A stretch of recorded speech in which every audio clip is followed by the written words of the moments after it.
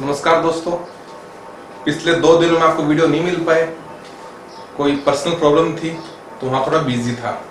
अब से कंटिन्यू आपको वीडियो प्रोवाइड करवाए जाएंगे। अपन एफएम शुरू कर रखी थी अपन ने, और उसमें अपन कॉस्ट ऑफ कैपिटल वाला चैप्टर पूरा कर चुके। अब जो है अपन शुरू कर रहे हैं अपना नेक्स्ट चैप्टर, जिसका नाम है लीवरेज। ठीक है, हाँ सर। देखो, लीवरेज वाले चैप्टर से पिछले एग्जाम में भी लगभग 2-3 क्वेश्चन पुटअप हुए थे आपके। जूनियर अकाउंटेंट लेवल पर काफी इजी क्वेश्चन इसका आएगा। आपको कुछ फॉर्मूले पूछ लेंगे या लीवरेज क्या है, इससे क्या निकलता है, वैसे क्वेश्चन आपका ना लीवरेज के ऊपर। ज्यादा कोई हार्ड चैप्टर नहीं है, एफएम का इजीएस्ट चैप्टर माना जाता है लीवरेज वाला चैप्टर। बस थोड़ा सा आप इसको समझना एक बार आकर। हाँ सर। सर, लीवरेज का असल में मतलब क्या होता है? मैं एक बात पूछता हूं, जैसे लीवर शब्द क्या है? सर, मतलब वो शरीर का अंग। एक तो लीवर वो होता है, एक अलग लीवर। रसायन शास्त्र आपने जो पढ़ी कभी भी 8, 9, 10th क्लास में, वहां लीवर शब्द का मतलब क्या होता है? लीवर मतलब लेस वर्क, कम काम करना। मतलब लेस वर्क, कम काम से आपको बेटर आउटपुट कैसे मिल सकता है? Best output. कम काम करने से आपको मोर आउटपुट कैसे मिल सकता है? उसे हम क्या बोलते थे? लीवरेज। कम काम करने से आपको मोर आउटपुट कैसे मिलेगा? उसे हम बोलते हैं लीवरेज। ये आपने पढ़ा था 8, 9, 10th क्लास में। जिनके पास, ये 11th 12th जिनके पास कंपटीशन की तैयारी कर रहे हैं, वहां पर लिखा था लीवर मतलब lace work and more output. ठीक है, लेस इनपुट और मोर आउटपुट। कुछ वैसा ही जो लीवरेज है उसका अपन लेंगे टर्म अकाउंटिंग लैंग्वेज में जाकर। ठीक है सर। उसके लिए जो है मैं यहां पर पहले तैयार कर रहा हूं इनकम स्टेटमेंट। मैंने यहां पर तैयार किया इनकम स्टेटमेंट। उसमें मैंने यहां पर लिखा सेल्स लिखी। मैंने सेल्स लिखी 5 लाख रुपए की। फिर यहां पर लिखा वेरिएबल कॉस्ट। वेरिएबल कॉस्ट जो है वो मैंने लिखी 4 लाख रुपए की, या 3 लाख लो वेरिएबल कॉस्ट को। ठीक है, ये आपका आ गया कंट्रीब्यूशन। ये आपका कंट्रीब्यूशन आ गया 2 लाख रुपए का। उसके बाद जो मैंने फिर है आपकी फिक्स्ड कॉस्ट की, fixed operating cost. Fixed operating cost वो मैंने यहां पर 50,000 की लिखी, फिक्स्ड ऑपरेटिंग कॉस्ट। ये मेरा ईबीआईटी आ गया, earning before interest and tax. Earning before interest and tax, ये मेरा 1.5 लाख का आ गया। उसके बाद फिर मैंने माइनस इंटरेस्ट किया, मैंने 50,000 रुपए का। ये मेरा ईबीटी आ गया 1 लाख रुपए का। माइनस टैक्स मान लो 30% टैक्स आपका है 30,000 रुपए का। ये मान लो आपका ईएटी आ गया, मान लो प्रिफरेंस शेयर कुछ भी नहीं है, और ये आपका ईएटी आ गया 70,000 रुपए का। ये आपने यहां पर इनकम स्टेटमेंट प्रिपेयर किया। अब थोड़ा सुनना पा ध्यान से आप लोग। सेल्स लिखी, वेरिएबल कॉस्ट लिखी, कंट्रीब्यूशन लिखा, फिक्स्ड ऑपरेटिंग कॉस्ट लिखी, आपका ऑपरेटिंग प्रॉफिट आ गया ईबीआईटी। जो ईबीआईटी होता है earning before interest and tax, इसे हम बोलते हैं साथ में ऑपरेटिंग प्रॉफिट भी। EBIT is also known as operating profit. Minus आपने इंटरेस्ट कर दिया, वो आपका ईबीटी आ गया earning before tax. Minus tax किया, वो आपका ईएटी आ गया अर्निंग आफ्टर टैक्स।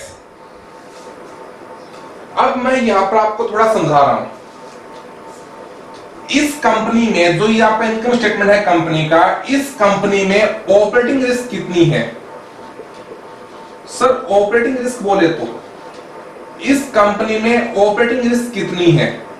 क्वेश्चन आपको ये राइज होता है कि इस कंपनी में ऑपरेटिंग रिस्क कितनी है। सर, ऑपरेटिंग रिस्क क्या होता है? ऑपरेटिंग रिस्क मतलब ऐसी रिस्क जो बिजनेस को ऑपरेट करने के कारण होती है। ऐसी रिस्क जो बिजनेस को ऑपरेट करने से होती है उसे हम बोलते हैं ऑपरेटिंग रिस्क। इस कंपनी में ऑपरेटिंग रिस्क कितनी है? मतलब ऐसी रिस्क जो बिजनेस ऑपरेटिंग से उत्पन्न होती है। मतलब सर, ऑपरेटिंग रिस्क कैसे मेजर करते हैं? सेल्स में बदलाव होने से आपके ऑपरेटिंग प्रॉफिट में क्या बदलाव होगा? सेल्स में बदलाव होने से आपके ऑपरेटिंग प्रॉफिट में कितना बदलाव होगा, कितना बदलाव हो सकता है, मतलब कितने आपकी ऑपरेटिंग प्रॉफिट में रिस्क है। यदि सेल्स में 1% चेंज होता है, यदि सेल्स 1% बढ़ती है या सेल्स 1% गिरती है, तो उसका इंपैक्ट ऑपरेटिंग प्रॉफिट पर कितना आएगा, उसे हम बोलते हैं operating risk. That is known as operating risk. Operating risk को आपको मेजर करना है। ऑपरेटिंग रिस्क क्यों होती है? आपकी बिजनेस के ऑपरेशन के कारण, आप बिजनेस ऑपरेट कर रहे हो, उसके कारण ऑपरेटिंग प्रॉफिट में कितनी रिस्क है।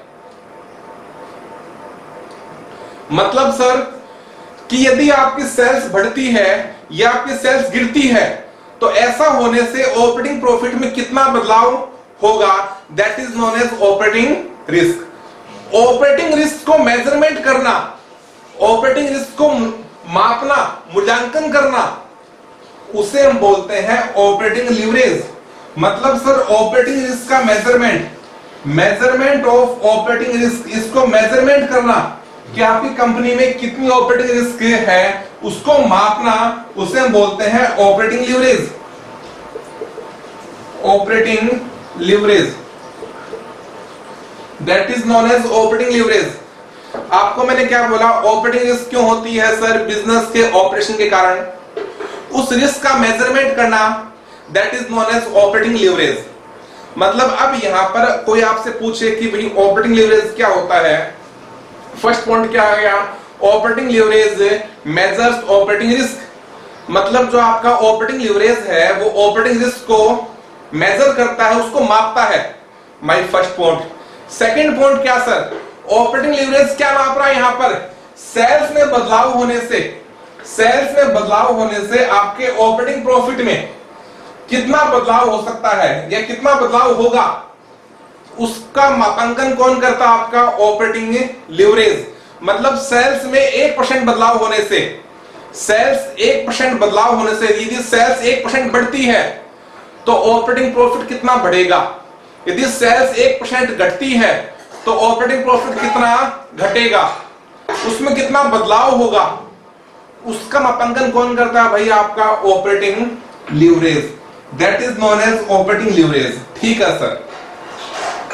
अब देखो तो इसका फॉर्मूला क्या हो गया, आपको निकालना क्या है, सेल्स में बदलाव होने से, सेल्स में 1% बदलाव होने से ऑपरेटिंग प्रॉफिट में कितना बदलाव होगा, that is operating leverage and that is also known as operating risk. इस रिस्क का मेजरमेंट करना ही क्या आपका ऑपरेटिंग लीवरेज कहलाता है।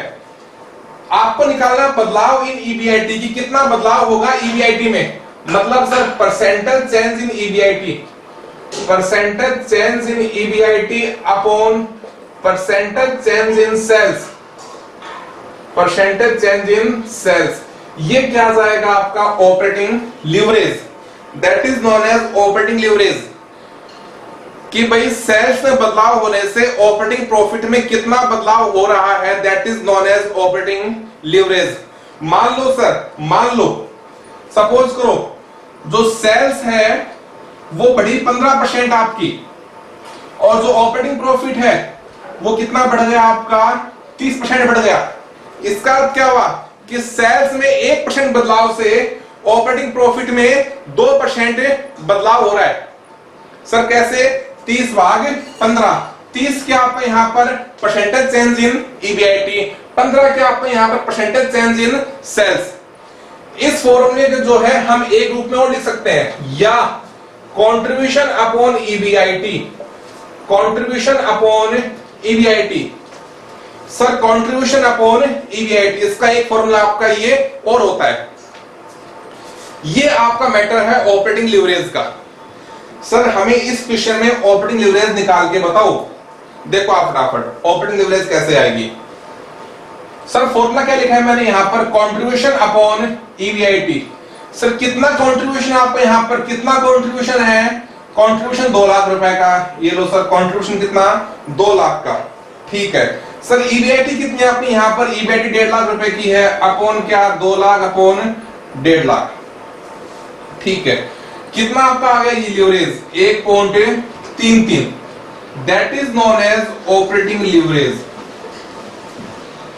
और सर ये मेथड क्या कर रहा है आपका, यदि सेल्स में 1% बदलाव होगा, यदि सेल्स 1% बढ़ती है तो जो ईबीआईटी है वो आपका 1.33% बढ़ेगा। यदि सेल्स 1% गिरती है तो जो ईबीआईटी है वो भी क्या आपकी 1.33% गिरेगी।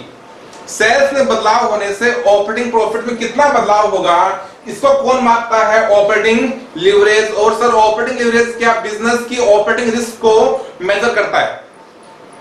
ठीक है सर, अब हमें इस बात का आंसर चेक कराओ, क्या वास्तव में इतना ही होगा। मान लो क्वेश्चन आपके एग्जाम में आया कि आपके क्वेश्चन ये लिखा हुआ है सेल्स है 5 लाख की, वीसी 3 लाख की, कंट्रीब्यूशन 2 लाख रुपए आपका, फिक्स्ड कॉस्ट 50,000 रुपए की है, कितना आपका ईबीआईटी 1.5 लाख आपका ईबीआईटी आ गया। ठीक है सर, आपका लीवरेज कितना आया 2 लाख भागे 1.5 लाख मतलब 1.33, ये आपका लीवरेज आया ऑपरेटिंग लीवरेज। अब कोई आपसे पूछ ले यदि आपका ऑपरेटिंग लीवरेज 1.33 है, यदि सेल्स में 10% की वृद्धि हो रही है तो बताओ ईबीआईटी में कितनी वृद्धि होगी। क्वेश्चन क्या लिखा है मैंने आपको, आपका ऑपरेटिंग लीवरेज कितना है 1.33, यदि सेल्स में 10% की वृद्धि हो रही है तो फिर आपकी ईबीआईटी में कितनी वृद्धि होगी, ये आपको निकालनी है। दैट इज नोन एज, अब देखो इसको अपन बोलते हैं, तो इसको अपन कैसे करेंगे। सर लीवरेज कितना है 1.33, लीवरेज क्या बोलता है, यदि सेल्स में 1% बदलाव होगा, यदि सेल्स में 1% बदलाव होता है तो मतलब क्या आपका सर ऑपरेटिंग प्रॉफिट में 1.33% बदलाव होगा। 1.33 तो क्या है, यदि सेल्स 1% बढ़ती है या सेल्स 1% घटती है तो सर क्या ऑपरेटिंग प्रॉफिट में आपका 1.33% बदलाव होगा। यदि सेल्स बढ़ेगी तो प्रॉफिट क्या बढ़ेगा, सेल्स घटती है तो प्रॉफिट फिर क्या आपका घटेगा। ये बदलाव तो 1% होने से 1.33 का है, सेल्स कितनी बढ़ी है आपकी 10%, मतलब सर अब कितना बदलाव होगा 1.33, 10 से इंटू कर दो आप लोग, सर कितना आपका आ गया ये 13.30% क्या सर 1.33 कंटिन्यू चलना आपका, 1.33 कंटिन्यू चलना आपका ये, तो मतलब 13.33%। सर इतना बदलाव किसमें होगा आपका ऑपरेटिंग प्रॉफिट में, that is known as operating leverage. ठीक है सर, अब अपन बात करें इसके शॉर्ट नोट्स की कि सर ऑपरेटिंग लीवरेज के हमें शॉर्ट नोट्स बता दो ऑपरेटिंग लीवरेज के। देखो अपन बात करते हैं इसके सारे पॉइंट्स की।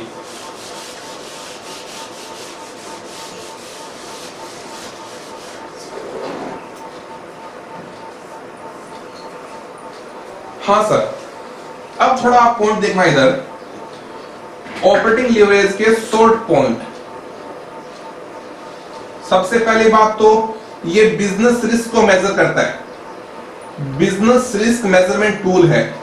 ऑपरेटिंग लीवरेज क्या आपका बिजनेस रिस्क मेजरमेंट टूल है, इसके थ्रू अपन क्या जो बिजनेस रिस्क है उसको अपन मेजर कर सकते हैं। ठीक है sir.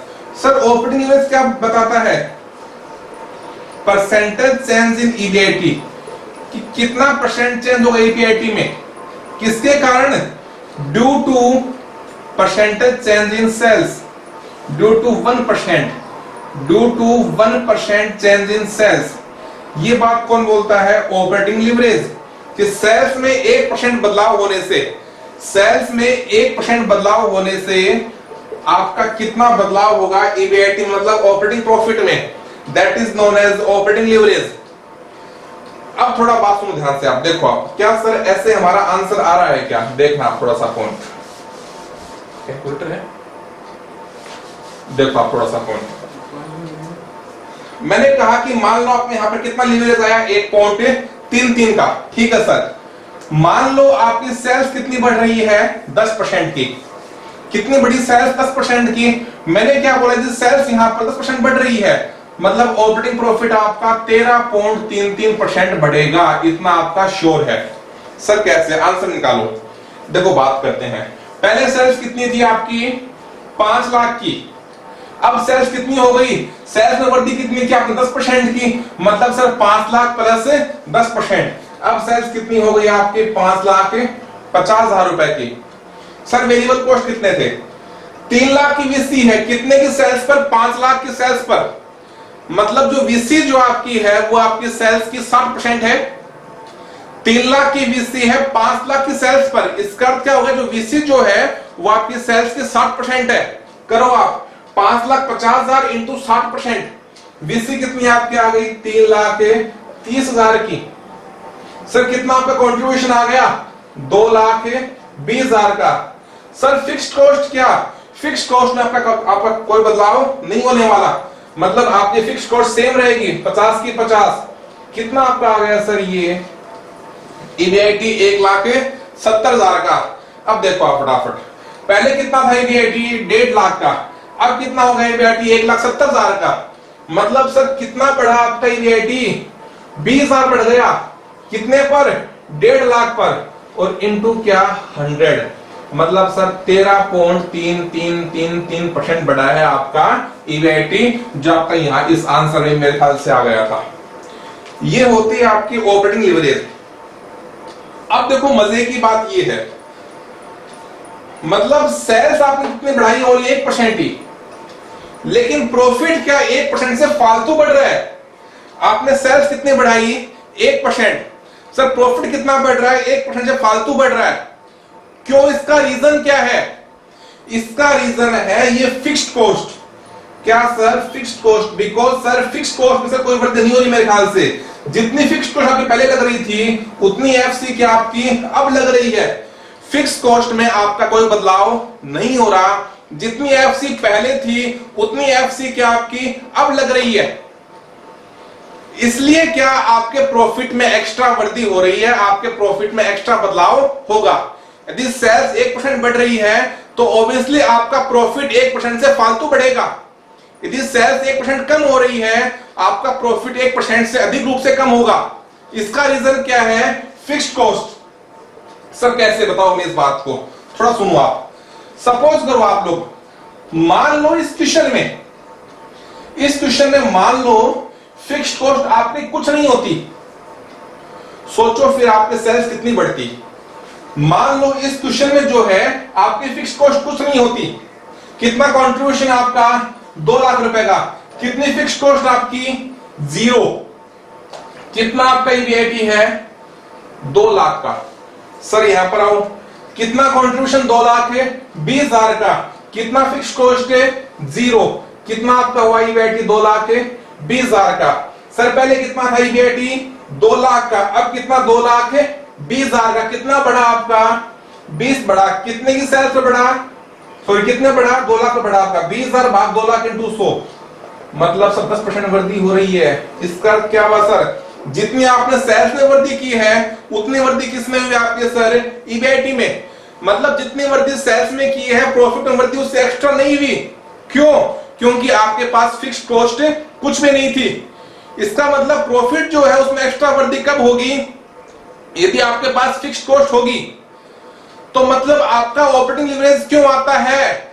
Operating leverage completely depends upon fixed cost. Operating leverage जो है, ऑपरेटिंग लीवरेज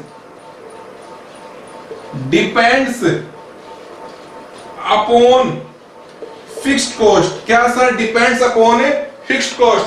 सुनो आप कैसे,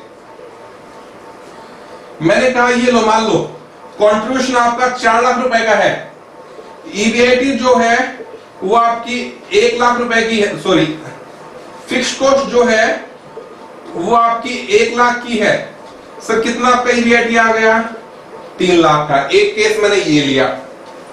सर अपन बात करते हैं सेकंड केस की।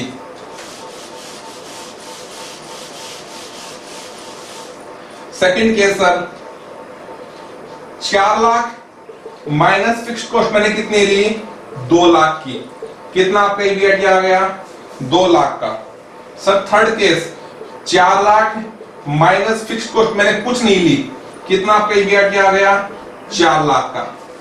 सर 4 लाख फिक्स्ड कॉस्ट मैंने 4 लाख ले ली। कितना आपका ईबीआईटी है? 0। ये मैंने 4 केस लिए।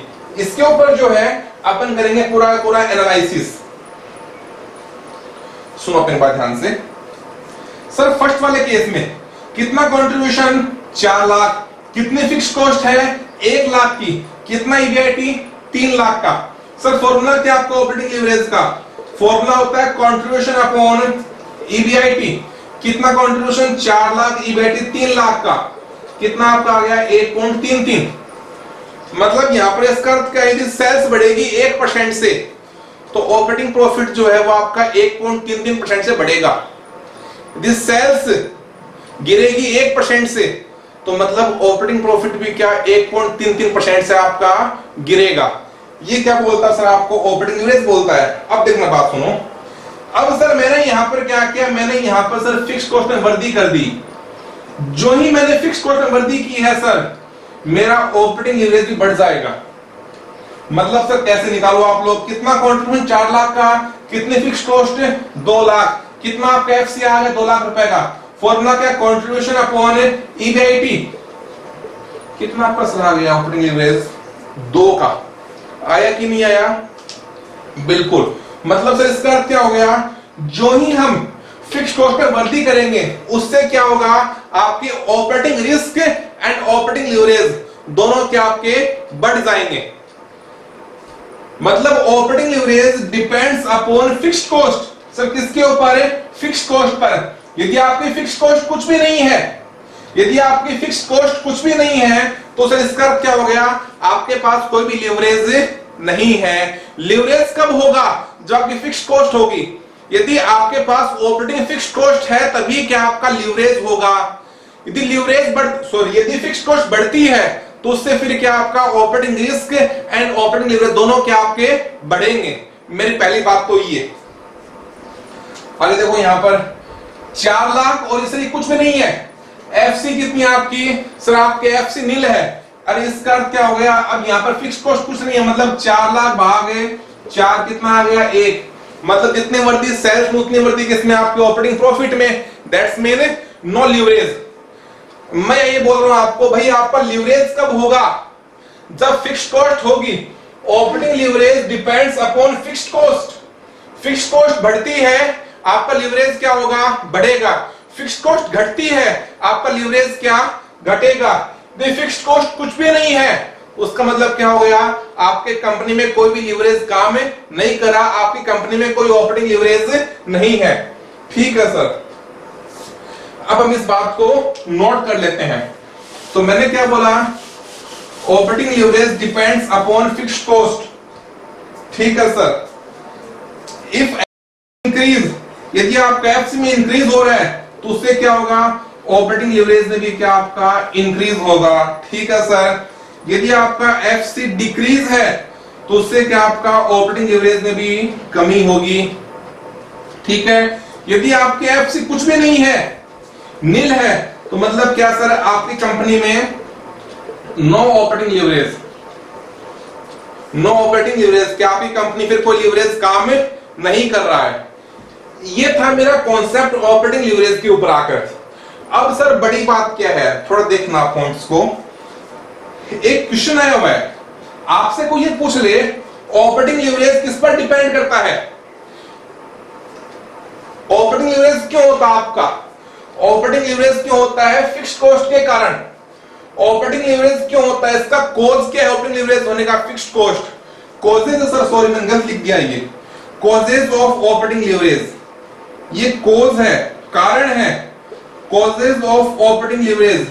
ऑपरेटिंग लीवरेज क्यों होता है आपका? Due to fixed cost. यदि फिक्स्ड कॉस्ट आपके पास है तो मतलब आपकी कंपनी में लीवरेज है। यदि फिक्स्ड कॉस्ट नहीं है तो मतलब फिर क्या, आपकी कंपनी में कोई भी लीवरेज काम नहीं कर रहा। ये इसका कॉज है। ऑपरेटिंग लीवरेज क्यों होता है sir? Due to fixed cost. Fixed cost बढ़ती है, आपका लीवरेज बढ़ेगा। फिक्स्ड कॉस्ट घटती है, आपका लीवरेज घटेगा। फिक्स्ड कॉस्ट नहीं है, देन नो लीवरेज। एक क्वेश्चन आया है नेट एग्जाम में, ऑपरेटिंग लीवरेज डिपेंड्स अपॉन। अब उसमें ऑप्शन क्या था? एक तो था फिक्स्ड कॉस्ट, एक था कंट्रीब्यूशन, एक था ऑपरेटिंग बीपी। ऑपरेटिंग बीपी और डी था आपका नन ऑफ द अबव। ये क्वेश्चन है आपका नेट एग्जाम के अंदर, काफी अच्छा क्वेश्चन है ये। मैं बोल रहा हूं ऑपरेटिंग लीवरेज होता तो क्यों है? फिक्स्ड कॉस्ट के कारण, फिक्स्ड ऑपरेटिंग कॉस्ट के कारण। लेकिन कोई आपसे पूछ ले ऑपरेटिंग लीवरेज डिपेंड किस पर करता है? ऑपरेटिंग बीईपी के ऊपर। ऑपरेटिंग बीईपी से डिपेंड मतलब क्या कि डिपेंड करता है variable cost and fixed cost दोनों के ऊपर डिपेंड करता है आपका ऑपरेटिंग लीवरेज। यदि जो वीसी जो है उसमें बदलाव आएगा तो ऑब्वियसली आपका लीवरेज में भी क्या बदलाव आएगा। यदि आपकी एफसी है उसमें बदलाव आएगा तो भी क्या आपका लीवरेज में बदलाव आ सकता है या आपका बदलाव आएगा लीवरेज में। कोई पूछ ले लीवरेज होता क्यों है? Due to fixed cost, operating fixed cost. कोई पूछ ले लीवरेज डिपेंड किस पर करता है? Depend upon operating BP, depend upon operating BP. That is the concept of operating leverage. ठीक है सर। अब अपन आगे चलते हैं फाइनेंशियल लीवरेज।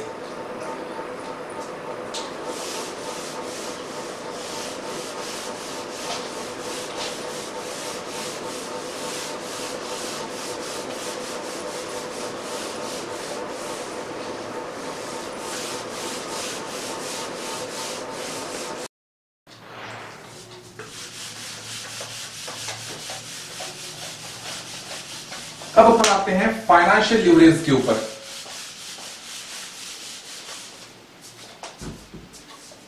फाइनेंशियल लीवरेज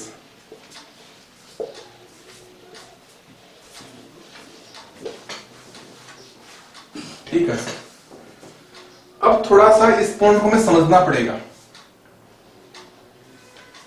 मैंने जो बनाया था इनकम स्टेटमेंट, मैंने वहां पर क्या किया, सेल्स की 5 लाख की, मैंने वहां वीसी किया 3 लाख का, मेरा कंट्रीब्यूशन 2 लाख का है, मैंने वहां एफसी की 50,000 की, मेरा ईबीआईटी 1.5 लाख का आ गया, मैंने वहां पर इंटरेस्ट किया था 50,000 का, मेरा ईबीटी आया था 1 लाख का, मैंने वहां पर टैक्स किया 30% 30,000 का, मेरा ईएटी कितना आया 70,000 का।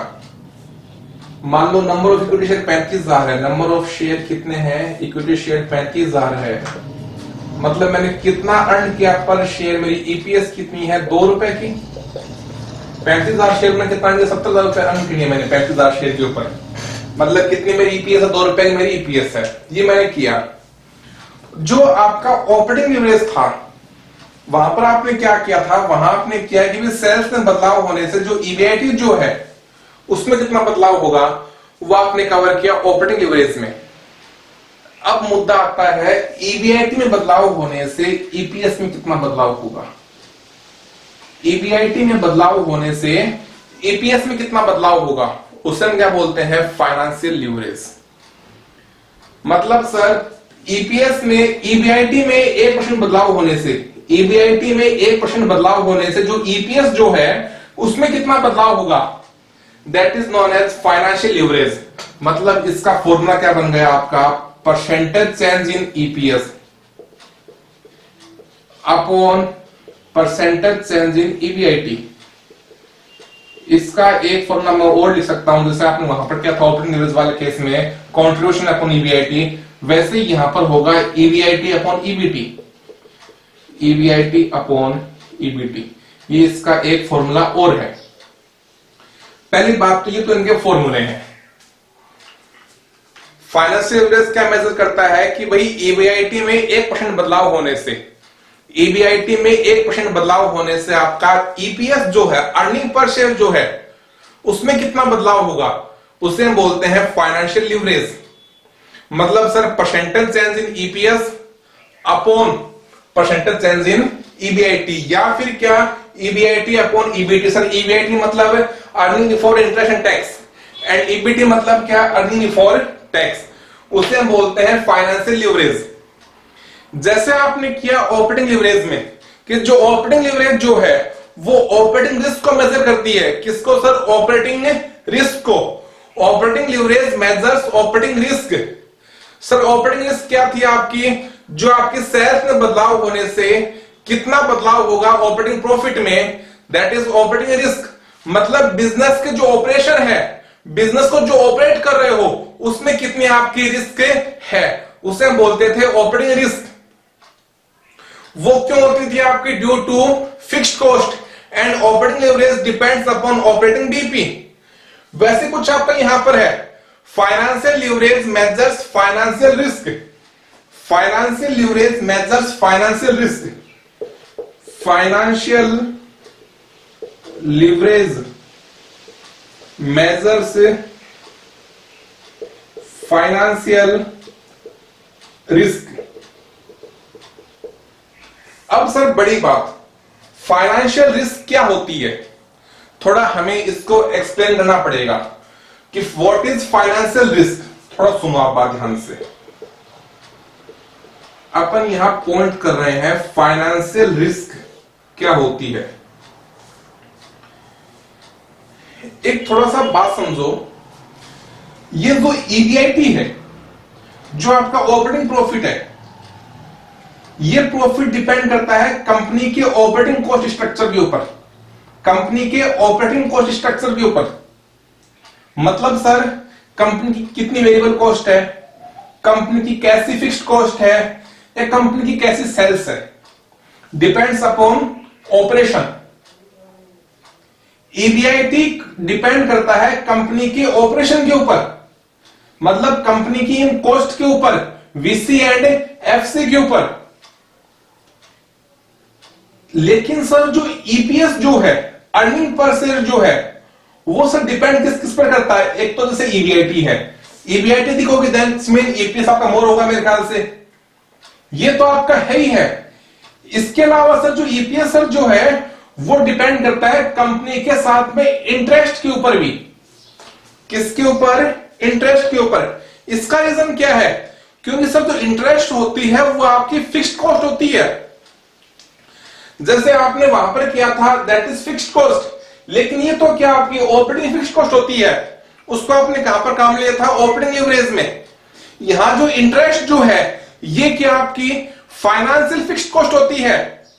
फाइनेंशियल मतलब है आपने पैसे रेज किए, आपने फंड रेज किए, उसके बदले आप कितनी फिक्स्ड कॉस्ट वहन करोगे, उसे हम बोलते हैं फाइनेंशियल फिक्स्ड कॉस्ट। सर आपने लोन लिया 10 लाख रुपए का, आपने मानो लोन लिया आपने 8% इंटरेस्ट के ऊपर। इसका अर्थ क्या हुआ?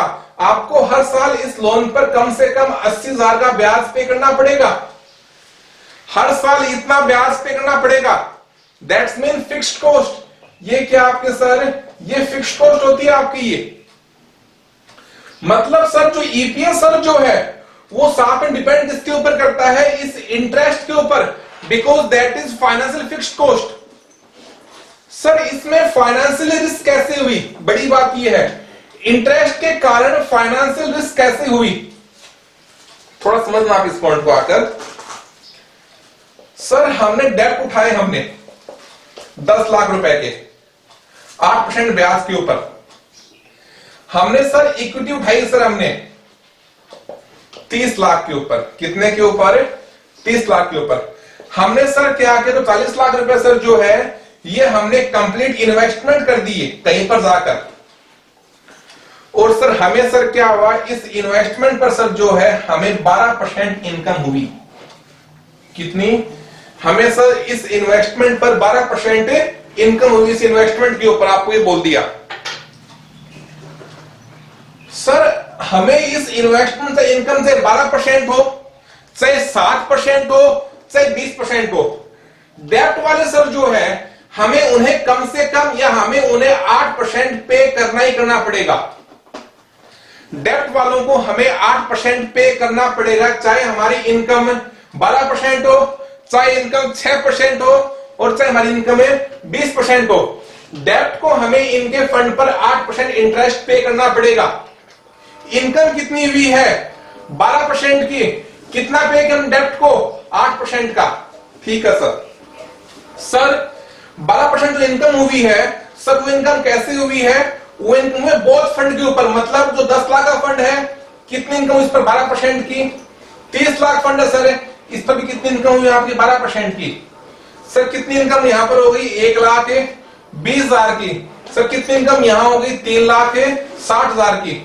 मतलब सर हमें कुल कितनी इनकम हो गई? 4,80,000 रुपए की कुल इनकम हो गई। हुई कि नहीं हुई? हमने इसमें कितना पे किया डेप्ट वालों को? 80,000 रुपए, 10 लाख का 8%। हमने 80,000 किसको पे किया? डेप्ट को पे किया, माइनस 80,000। कितना बच गया सर आपका? 4 लाख बचा। किसके लिए बच गया सर? ये बचा इक्विटी शेयर्स के लिए। कितना फंड इक्विटी शेयर्स का सर? 30 लाख का फंड है। 4 लाख भाग 30 लाख इंटू 100, मतलब सर कितना मिला इनको? इनके फंड पर मिला 13.33% मिला कि नहीं मिला? सर मजे की बात क्या है, हमने इनके फंड पर कमाया तो कितना है? केवल 12%। लेकिन इनको मिल कितना रहा है? हमने इनके फंड पर कितना अर्न किया? 12%। लेकिन सर इनको मिला कितना है? 13.33%। इसका अर्थ क्या है? इसका रीजन क्या हुआ इसका? क्योंकि जो फंड हमने डेप्ट से लिया था, हमने उस पर अधिक तो अर्न किया और हमने उनको कम पे किया है। डेप्ट वालों पर हमने कितना अर्न किया? 12% अर्न किया है, लेकिन हमने इनको पे कितना किया है? ओनली 8% ही। मतलब जो बेनिफिट हमें हुआ डेप्ट वालों से, डेप्ट हमने कितना कमाया? 12 कमाया, लेकिन हमने इनको इंटरेस्ट कितना पे किया? ओनली 8% का। मतलब डेप्ट वालों को हमने क्या किया? 10 लाख इंटू 4%, 40,000 रुपए जो है वो हमने डेप्ट वालों को कम पे किए हैं। वो पैसे कहां जाएंगे लास्ट में? इक्विटी शेयर होल्डर्स के पास में। इसके कारण क्या हुआ भाई? इनको एक्स्ट्रा पैसे मिल गए। इसका मतलब क्या हुआ कि कंपनी यहां पर फाइनेंशियल लीवरेज यूज कर रही है। What is the meaning of financial leverage? कि भाई कंपनी की जो इक्विटी शेयर होल्डर जो है, उनकी जो अर्निंग है, उनकी अर्निंग को आपको मैक्सिमाइज करना है। यदि ऐसा होता है कि जो आपका इन्वेस्टमेंट जो है, आप उस पर कितना अर्न किया? 12% अर्न किया है, लेकिन इक्विटी शेयर होल्डर जो है उनके पास आया कितना? 13.33% आया। इसका अर्थ क्या हो गया? कंपनी जो है फाइनेंशियल लीवरेज को फेवरेबल यूज कर रही है। ये कंपनी के लिए क्या है? फायदेमंद है। कमाया कम, उनको मिल कितना रहा है? एक्स्ट्रा मिल रहा है इक्विटी शेयर होल्डर्स को। दैट्स मीन कंपनी जो है फेवरेबल फाइनेंशियल लीवरेज यूज कर रही है कंपनी। हमने सर कमाया कितना? 10%, उनको सर मिल कितना रहा है? ओनली 9%। इसका अर्थ क्या हो गया सर? कंपनी जो है सर उसके पास एडवर्स फाइनेंशियल लीवरेज है। मतलब सर उसके लिए क्या ये हानिकारक है। मतलब यदि डेब्ट का फायदा इक्विटी वालों के पास जा रहा है, तो इसका अर्थ क्या हो गया? जो कंपनी जो है फेवरेबल फाइनेंशियल लीवरेज को यूज कर रही है सर, इसे हम क्या बोलते हैं? फाइनेंशियल रिस्क बोलते हैं। That is known as financially risk. तो financial leverage measures financial risk. ठीक है, मतलब सर यदि return on equity share holder आपकी अधिक है, किससे? रिटर्न ऑन इन्वेस्टमेंट से। रिटर्न ऑन इन्वेस्टमेंट, तो इसका अर्थ क्या हो गया? Company favourable financial leverage use कर रही है। फाइनेंशियल लीवरेज, ठीक है सर। यदि sir return on equity share holder कम है, किससे? रिटर्न ऑन इन्वेस्टमेंट से।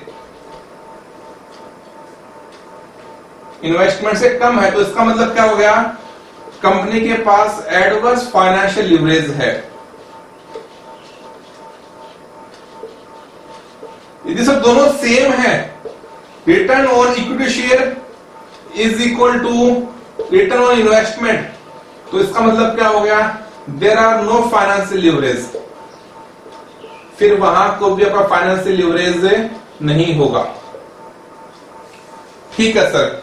उसके बाद सर फाइनेंशियल लीवरेज क्यों होता है? Due to financial fixed cost. मतलब क्या? Interest. Reason of financial leverage, reason of financial leverage, financial leverage sir क्या? फाइनेंशियल फिक्स्ड कॉस्ट के कारण। फाइनेंशियल फिक्स्ड कॉस्ट कितनी होती है? 2 होती है। एक तो सर कौन से आपका इंटरेस्ट होता है और एक क्या आपका प्रेफरेंस शेयर डिविडेंड होता है। इसके कारण क्या आपका फाइनेंशियल लीवरेज अराइज होता है। हाँ सर, अब कोई आपसे पूछ ले कि फाइनेंशियल लीवरेज आपका 3 आया और कोई बोल दे दी EBIT जो है जो आपकी ईबीआईटी जो है उसमें आपकी 7% की वृद्धि हो गई, तो बताओ जो ईपीएस उसमें कितना इफेक्ट आएगा, ईपीएस में कितना इफेक्ट आएगा। सुनो आप, फाइनेंशियल लीवरेज क्या मेजर करता है? फाइनेंशियल लीवरेज मेजर करता है कि भाई ईबीआईटी में 1% बदलाव से, ईबीआईटी में 1% बदलाव से ईपीएस में कितना बदलाव होगा, दैट इज फाइनेंशियल लीवरेज। कितना हो रहा है? ईबीआईटी में 1% बदलाव से फाइनेंशियल लीवरेज कितना आपका 3 है। मतलब यदि ईबीआईटी 1% बढ़ती है तो इसका अर्थ क्या हो गया, जो ईपीएस जो है वो क्या आपका 3% बढ़ेगा। ये 3 कब बढ़ रहा है? यदि ईबीआईटी 1% बढ़ रही है। यदि ईबीआईटी बढ़ेगी 7% तो इसका अर्थ क्या होगा, जो ईपीएस जो है वो आपका 21% से बढ़ेगा। That is known as financial leverage. मतलब सर इसका फॉर्मूला और क्या बन गया आपका, इसका कॉन्सेप्ट क्या बन गया आपका, सुनो आप।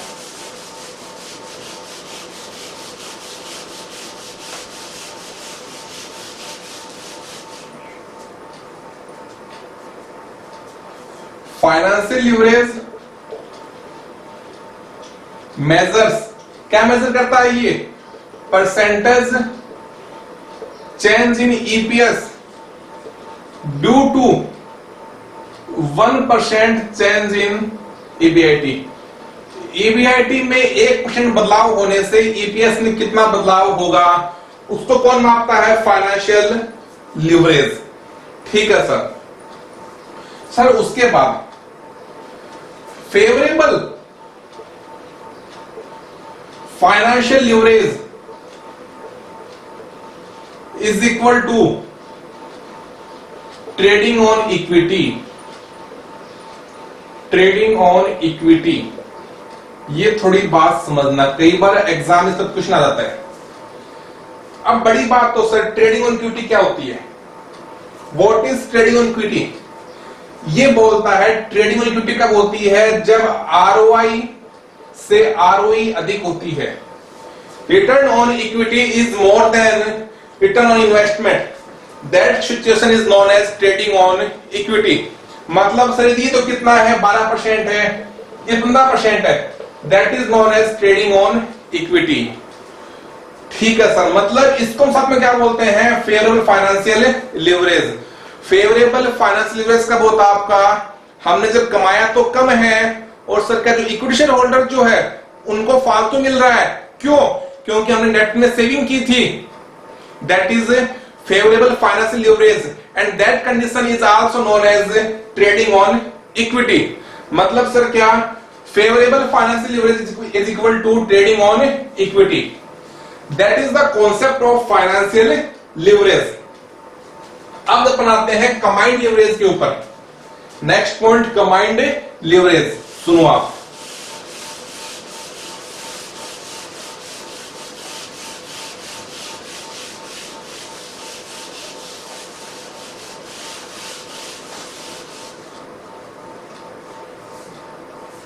ये काफी इजी है। कंबाइंड लीवरेज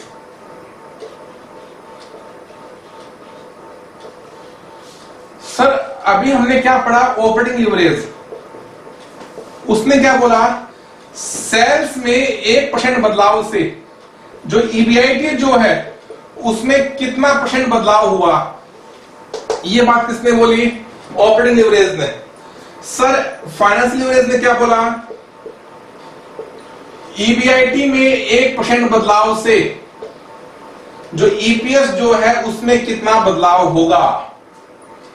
ये बात किसने बोली? फाइनेंशियल लीवरेज ने। कंबाइंड लीवरेज, इनको मिक्स कर दो, मतलब फर्स्ट पॉइंट से लास्ट पॉइंट पर आ जाओ। मतलब सर क्या? सेल्स में 1% बदलाव से जो ईपीएस जो है उसमें कितना बदलाव होगा, that is known as combined leverage. मतलब सर दोनों का मिक्स रूप आपका है ये, percentage change in EPS due to percentage change in sales. मतलब सेल्स में 1% बदलाव होने से कंबाइंड लीवरेज में कितना बदलाव होगा, उसे हम बोलते हैं कंबाइंड लीवरेज। ठीक है सर। नेक्स्ट बात, कंबाइंड लीवरेज